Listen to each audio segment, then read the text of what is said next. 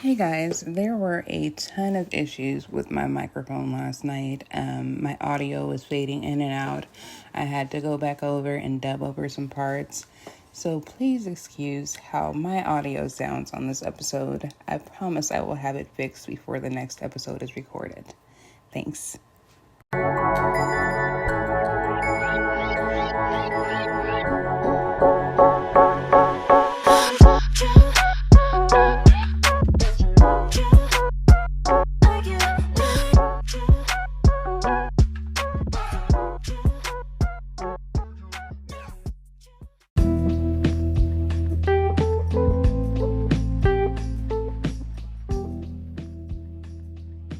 So we are back with Awkwardish. For those of you who are new to Awkwardish, this is where we discuss things like mental health, substance abuse, domestic violence, all those subjects where many of us were taught to shy away from. We face them here. My name is Ruby, and I'm here with my co-host Tony. Say hi, Tony. Hello, how's it going? So our topic today is going to be what? Trauma, right? Yeah, we're talking about trauma today. So I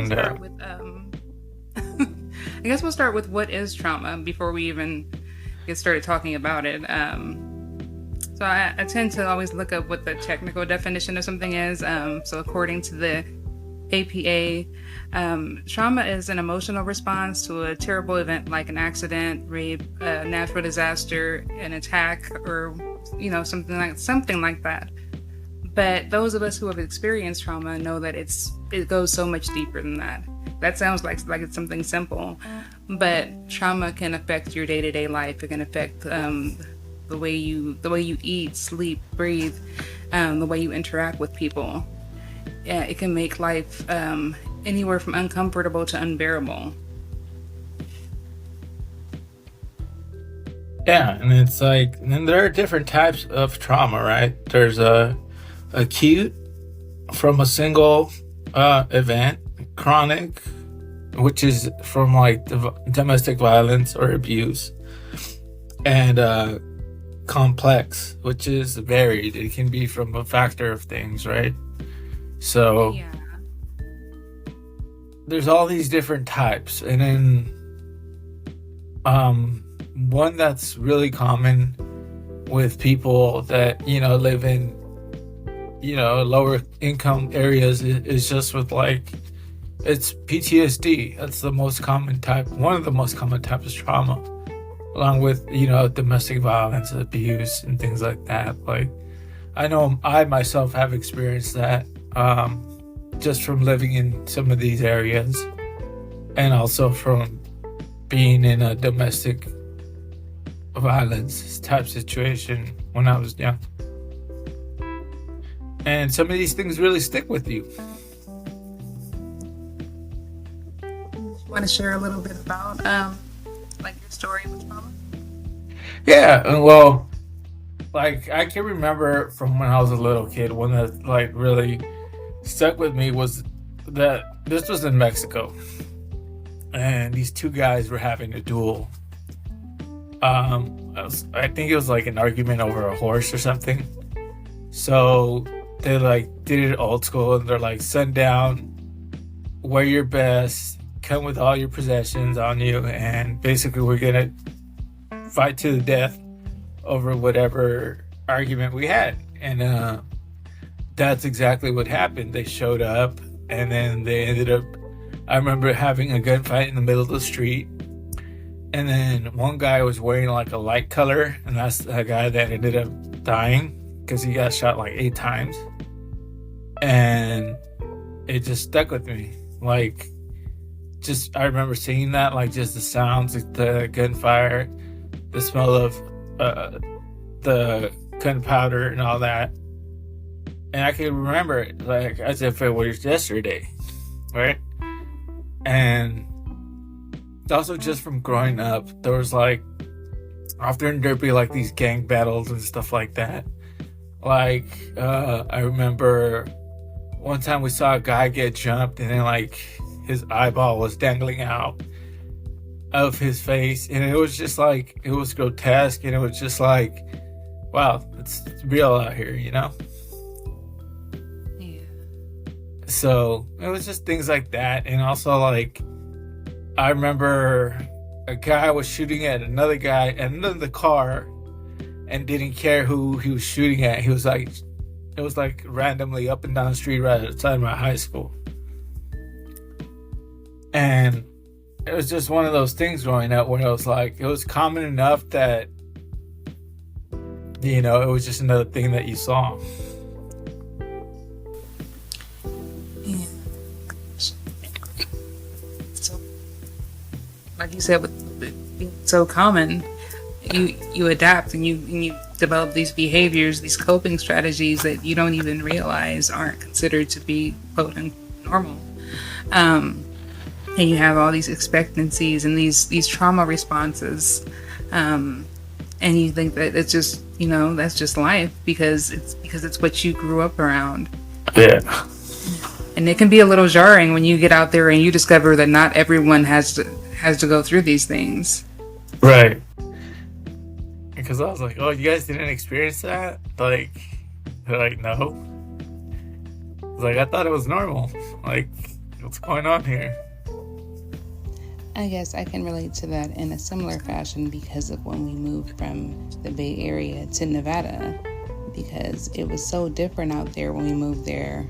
It's like moving to another planet, and so many of the kids out there, they had the idea of someone getting shot was just like foreign to them, at least at that point in time. From what I hear now, it's the same out there now as it is out here. But it was just like, and so I remember kind of feeling like it wasn't fair that I had to grow up knowing about these things and they didn't. Yeah. Like, why didn't I get to have a carefree childhood, you know?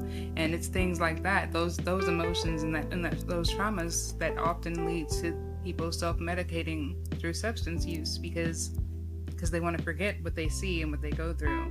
Yes. Very much so. Absolutely. So I think I've talked a lot. People are probably tired of me talking about my trauma on this podcast. I mean, I've talked about, you know, being bullied and going through domestic violence. I don't think I've talked specifically about sexual assault on this podcast, and that's a little too heavy to be dropping into an already heavy topic. But I mean, I've discovered through talking to my therapist and psychiatrist, I mean, apparently I have more traumatic stress disorders than I realized. I apparently have PTSD, CPTSD, some type of grief disorder, which is also a traumatic disorder. It's like I was looking through my medical record and I'm like, these are things that I hadn't even heard of. This is a real disorder, you know? Yeah. So yeah, it can be a little daunting and a little discouraging when you see you've been diagnosed with so many things because of things that have happened to you. Right. And I think it's good to know, though, that you do have these things so then that you can work on them, you know, because it's like so often enough we go on life without really, we know something's there, but, you know, don't really want to approach the topic because then it's going to bring uncomfortable feelings, it's going to bring uncomfortable memories, it's going to stir things up, as it were. Yeah, one of the phrases that I've heard so many times in my life is, why don't you let sleeping dogs lie? Meaning, why don't you leave the past buried? Why don't you just move forward? Why do you have to dig that up? But what a lot of people don't realize is that a lot of the time you have to dig that up. You have to perform that autopsy of a sorts. Right. Figure out, you know, what happened in the past and heal that in order to move forward, and, you know, and get, you know, and be able to go forward in your life. Because you can't just ignore the past. So, So, oh, go ahead. no, you go But I ahead. think you wanted to talk. I think you wanted to talk about a dog. Well, it was well, let me give you the background first. It was one of the worst experiences of my life. It was like right around Christmas Day of 2005. We had gone to Mexico on a vacation. We had spent like 3 days getting to Mexico, and the day we got there, shit went down. Like, some guy tried to kill my dad, and like my dad acted in self-defense, and you know, what ended up happening is like we reported it, but no cops wanted to come and get the gun from the guy who my dad disarmed. Then the next day, when we're out shopping for all the things for, the feast that we are gonna have on Christmas Day, the guy's there waiting for him and starts unloading his pistol at my dad. So my dad returns, kills the guy, and then, goes on the run, gets caught, and then we're like going through army checkpoints, and they have the whole area sealed off, and somehow we make it to Guadalajara, and then we're there waiting as my dad is being locked up, and we see this dog, right? Like, we're just like miserable, but we see this dog, he's an old grizzled dog with like a very large testicle sack that has calluses on it, and he's just seen some things, and it was just like that moment of, oh my god, this is hilarious, right? Like, and it was just like, it kind of like cut the tension, and we're able to laugh a little bit. And it's like, it's kind of what happens with like trauma, right? Like, you gotta find something within the darkness that actually helps you get through it. Because, and his name was Balls the dog, by the way. Did you guys name him that, or was that his actual name? No, that's what we named him. Oh, okay, I'm like, please tell me you didn't find his owner, and the owner was like, yeah, that's my dog, Balls. Like,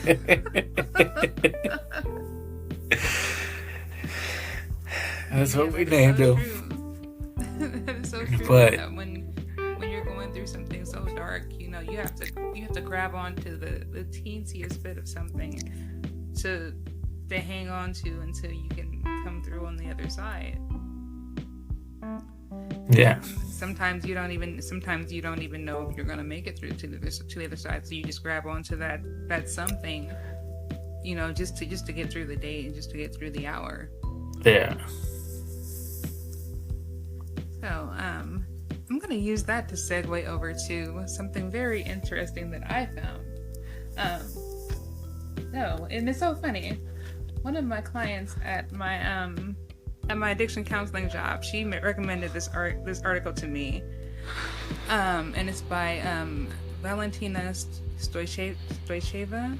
I can't pronounce names, I'm sorry, but it's about how the characters from Winnie the Pooh they represent different aspects of trauma or trauma responses.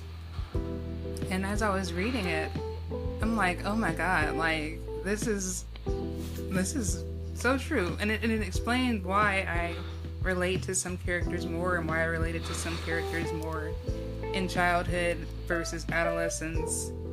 So I did take some notes on that, because it all fits so well. Like, I'll start with Piglet. So Piglet represents anxiety and hypervigilance. That's the anxiety and hypervigilance that's common in the aftermath of a traumatic event. Like how he's always afraid. Every little thing scares him. He's afraid of his own shadow. And he also experiences significant social anxiety. If you notice, the only friend that he's really comfortable around is Pooh, his best friend. His other friends, they're his friends, but he doesn't like hang out with them. Yeah. Maybe Rabbit every now and then, Tigger represents arousal and reactivity. difficulty concentrating and feeling like your mind is racing and moving faster than you can like catch it. Also, impulsivity and like engaging in risky behavior. That's Tigger to a T. Yeah. He doesn't think before he doesn't look before he leaps. He doesn't think before he acts. He always wants to get into the next thing. He's just a bundle of energy. We all know what Eeyore is. Depressed, kind of gloomy, unable to experience joy.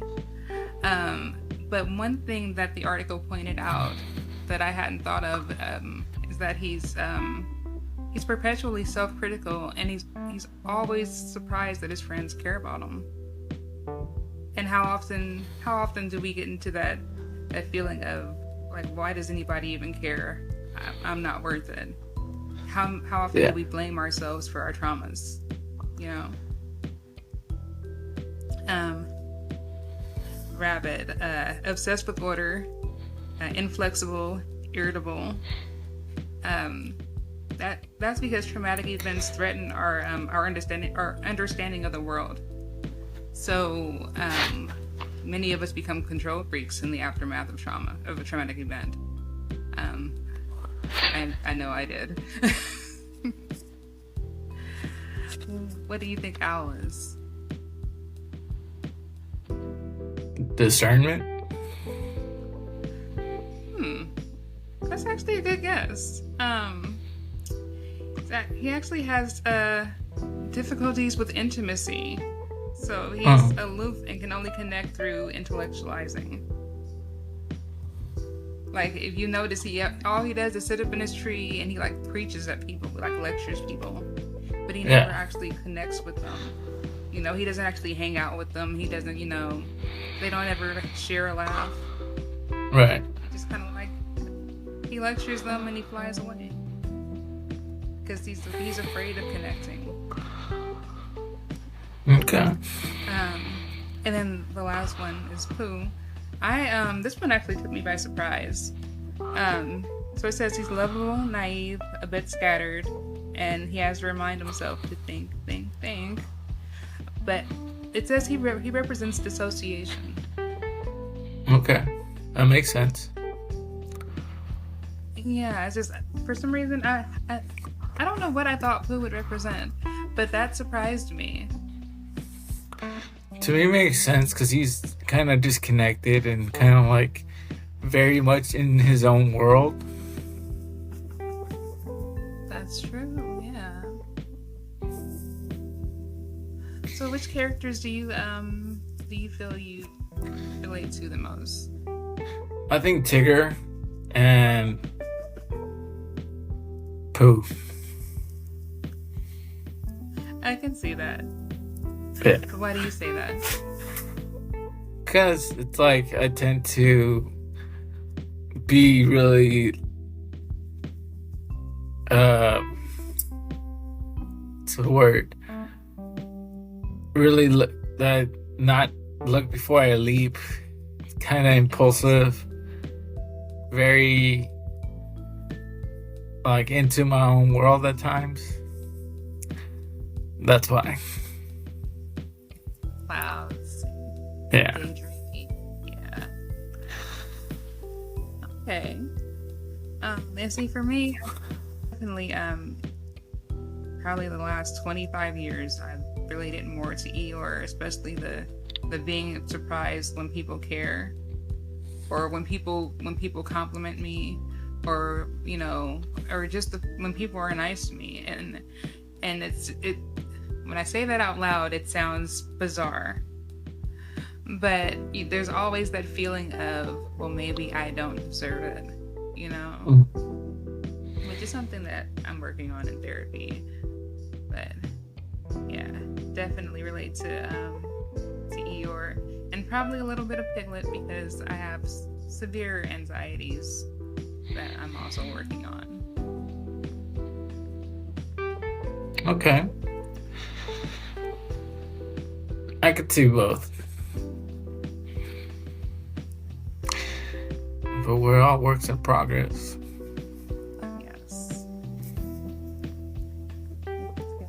Yes, and hopefully I can make a little bit more progress. That's a goal for me too. So, Tony, do you have anything else to add about our subject, trauma? Any last words, so to speak? No, I think All